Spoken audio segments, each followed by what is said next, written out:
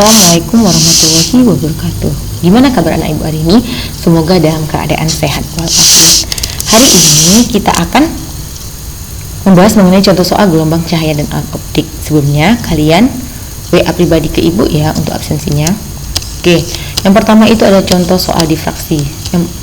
Suatu celah sempit dengan lebar D disinari oleh cahaya monokromatis dengan panjang gelombang 5678 Armstrong. Lebar celah agar terjadi pola difraksi maksimum orde pertama pada sudut 30 derajat adalah berapa Armstrong? Diketahui lambda sama dengan 5678 Armstrong. Theta sama dengan 30 derajat. M atau orde sama dengan 1. Ditanya ada D, maka kita gunakan rumus D sin theta sama M kali lambda. D sin 30 sama dengan 1 kali 5678 Armstrong. D dikali setengah sama dengan 5678, maka D sama dengan 5678 dikali 2 sama dengan 11.356 Armstrong. Contoh soal interferensi. Suatu berkas cahaya monokromatis serta melalui sepasang celah sempit yang jaraknya 0,3 mm membentuk pola interferensi pada layar yang jaraknya 1,2 meter dari celah tadi. Bila jarak antara garis gelap kedua terhadap pusat pola 3 mm, maka panjang gelombang yang digunakan. Kita jawab celah tunggal pola gelap kedua N sama dengan 2, L sama dengan 1,2 m, D sama dengan 0,3 mm, 3 kali 10⁻⁴ meter, Y sama dengan 3 mm sama dengan 3 kali 10⁻³ meter. Ditanya lambda. D per L sama N kali lambda. Lambda adalah D per NL, maka 3 kali 10⁻⁴ dikali 3 dikali 10⁻³ dibagi 2 kali 1,2, maka hasilnya dibagi 2 kali, maka hasilnya ada 3,75 dikali 10⁻⁷ meter.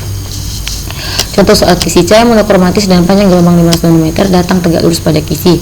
Spektrum orde kedua membuat sudut 30 derajat dan garis normal pada kisi.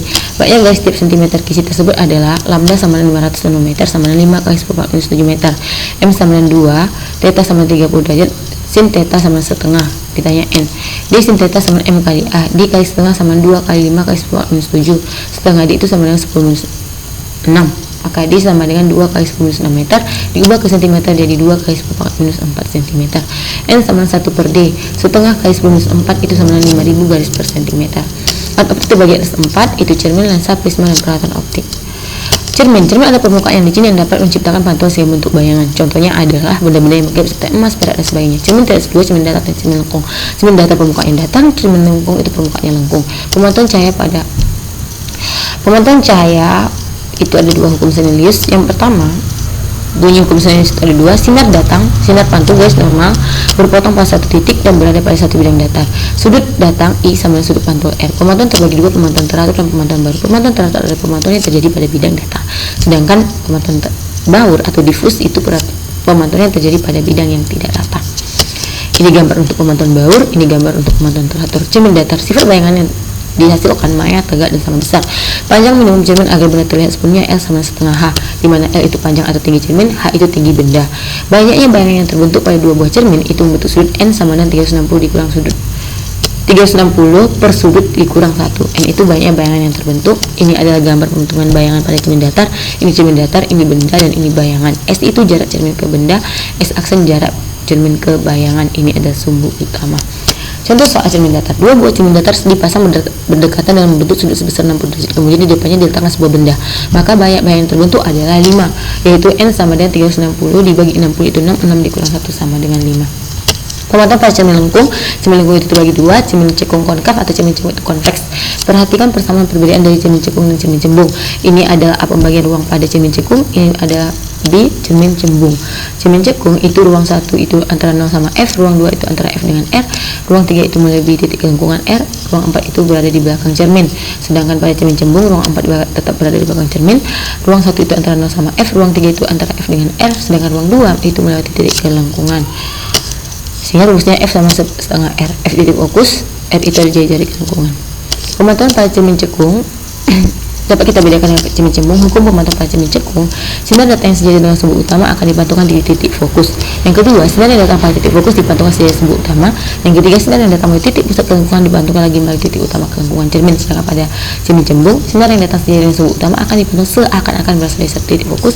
Sinar yang datang seakan-akan menuju titik fokus dipantulkan sejajar dengan sumbu utama. Sinar yang datang menuju ke pusat kelengkungan cermin dipantulkan seakan-akan berasal dari satu pusat kelengkungan. Ini gambar yang terbentuk pada cermin cekung, ini gambar yang terbentuk pada cermin cembung. Dapat dibedakan ya nak?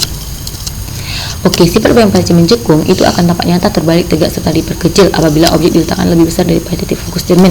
Sifat bayangan akan tampak nyata, terbalik, tegak, serta diperkecil apabila objek diletakkan di antara titik fokus cermin.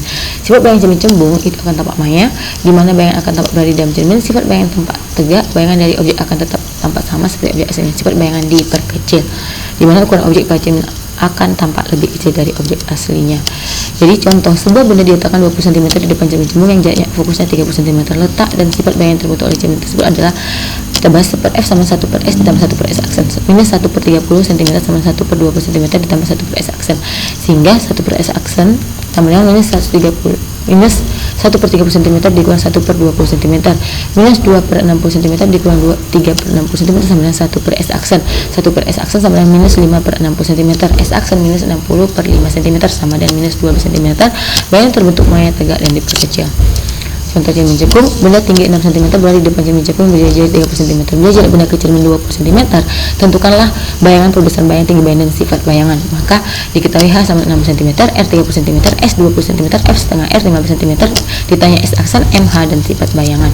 Kita jawab untuk arah bayangan 1/F sama 1/S ditambah 1/S aksen, 1/15 sama 1/20 dan 1/S aksen. 1/S aksen sama 1/15 dikurang 1/20, maka hasilnya itu 1/60 cm. Maka S aksen sama 60 cm. Perbesar bayangan M sama dengan S aksen per S. M sama dengan 60 dibagi 20 sama dengan 3 kali. Sifat bayangan yang terbentuk di atas itu dapat kita peroleh. S aksen 60 cm, H aksen sama dengan 8 cm. S aksen bernilai positif, maka bayangan berada di depan cermin sehingga bersifat nyata dan terbalik. H aksen lebih besar daripada H sehingga bayangan bersifat diperbesar. Dengan demikian sifat bayangan yang terbentuk adalah nyata, terbalik, dan diperbesar. Oke anak, jadi sekarang tugas kalian ada cukup membuat satu soal contoh soal mengenai cahaya dan buat peta konsep mengenai materi yang ibu jelaskan, yang singkat saja, nggak perlu banyak. Oke, wabillahi taufiq wal hidayah. Wassalamualaikum warahmatullahi wabarakatuh.